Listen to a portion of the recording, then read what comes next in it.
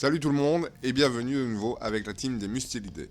Cette fois-ci, nous allons vous présenter la vidéo d'introduction d'un nouveau jeu que nous allons faire. Il s'agit de Gears of War, le tout premier sur Xbox 360. Donc nous allons faire plusieurs vidéos afin de vous faire redécouvrir ce jeu et peut-être de vous aider à pouvoir le terminer. Donc tout d'abord, sur Gears of War, c'est un jeu de tir qui n'est pas à la première personne, ce n'est pas un FPS. La durée du jeu pour finir le mode histoire est assez court, il faut 7-8 heures de jeu. Afin d'avoir tous les succès par contre, la durée est vraiment beaucoup plus longue, il y a beaucoup de trucs en ligne, donc en durée j'ai envie de mettre 8 à 9 sur 10 pour la durée de tous les succès. Et la difficulté, je mettrais 6 sur 10, 7 sur 10. C'est pas spécialement compliqué, mais il faut encore trouver des gens en ligne pour pouvoir faire les succès justement qui sont à faire en ligne.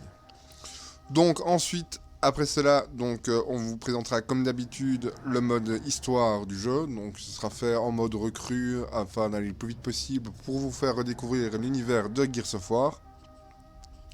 Ensuite après, nous allons nous attaquer au succès. Donc il y aura tout d'abord des succès pour la campagne. Et ensuite des succès pour le mode bataille. Donc le mode bataille, c'est le mode en ligne. Alors pour la campagne, il y aura donc des succès en mode recrue, en mode vétéran et en mode dément. Forcément, si vous finissez en mode de difficulté supérieure, le mode de difficulté inférieure est également validé, comme pour la plupart des jeux. Alors il y aura également aussi des succès en mode coopération, donc c'est-à-dire que vous devez c'est-à-dire que quelqu'un doit héberger une partie et vous devez la rejoindre afin de pouvoir faire ces succès. Car vous devez le faire avec le personnage secondaire.